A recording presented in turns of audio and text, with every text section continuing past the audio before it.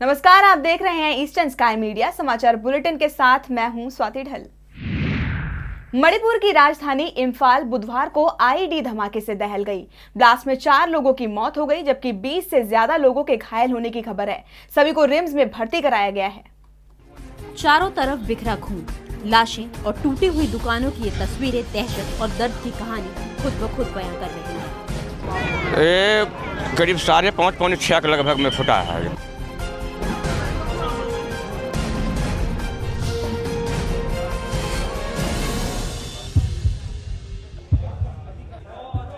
बुधवार शाम करीब 6 बजे इम्फाल के दिल मार्केट कॉम्प्लेक्स में सब कुछ सही चल रहा था।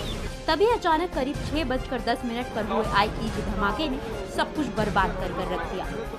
इस धमाके ने 4 लोगों को मौत की नींद सुला दिया जबकि 20 से ज्यादा लोग इस ब्लास्ट में जख्मी हो गए। बताया जा रहा है कि बम चाय के स्टॉल के पास लगे कूड़ेदान में रखा गया था। अभी तक किसी भी व्यक्ति या संगठन ने इस विस्फोट की जिम्मेदारी नहीं ली है। फिलहाल पुलिस ने मामले की जांच शुरू कर दी है।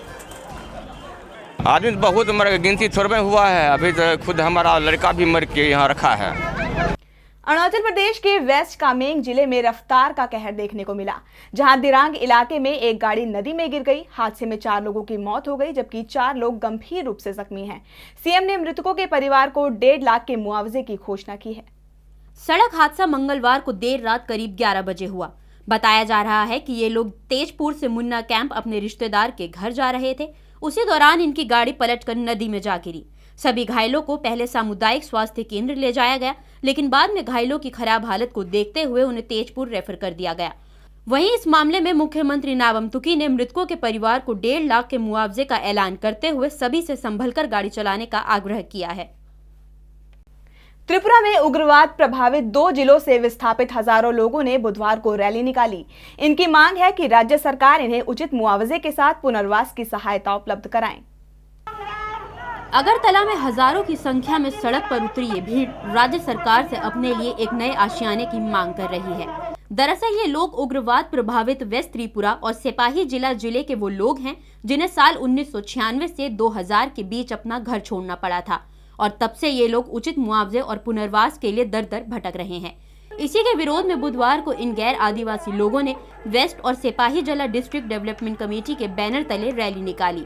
रैली विवेकानंद स्टेडियम से शुरू होते हुए अगरतला के कई शहरों में पहुंची। प्रदर्शन रैली में काफी संख्या में महिलाओं और बच्चे हाथ में तख्तियां लेकर सड़क पर पहुंचे। प्रदर्शनकारियों का कहना है कि 15 साल हो गए और ये लोग आज भी अस्थायी शिविरों में रहने को मजबूर हैं, जहां इन्हें काफी परेशानियों के साथ अपना जीवन बिताना पड़ रहा है। इसलिए राज्य सरकार अब इनके लिए पुनर्वास की सहायता उपलब्ध करवाए। साथ ही इन लोगों ने धमकी दी है कि अगर इनकी मांगे पूरी नहीं हुई तो ये लोग विधानसभा परिसर में धरने पर बैठेंगे। আমাদের মূলত দাবি হলো 3টা দাবি। উগ্রপন্থীর হামলা যারা উদ্বাস্ত হয়েছে তাদেরকে সরকারিভাবে স্বীকৃতি দিতে হবে এবং সুষ্ঠু পুনর্বাসন দিতে হবে এবং এককালীন ক্ষতিপূরণ বাবদ 5 লক্ষ টাকা প্রত্যেকটি পরিবারকে আমরা দিতে হবে। এই আমরা মূল দাবি। अरुणाचल प्रदेश के नामसाई जिले में युवाओं में नशे की बढ़ती लत को देखते हुए महिलाओं के एक समूह ने मंगलवार को ड्रग्स के खिलाफ जागरूकता रैली का आयोजन किया। नामसाई जिले के चोंगखाम सर्कल की महिलाएं युवाओं में बढ़ते नशे की लत से तंग आ चुकी हैं। साथ ही जिला प्रशासन की तरफ से कोई ठोस कदम न उठाने से महिलाएं प्रशासन से बेहद ही खफा हैं। यही कारण है कि चोंगखाम सर्कल की महिला मंडल ने ड्रग्स के खिलाफ अभियान छेड़ दिया है। महिला मंडल ने मंगलवार को ऑल ताई खामती सिंगफो स्टूडेंट यूनियन के सहयोग से ड्रग्स पर जागरूकता रैली निकाली।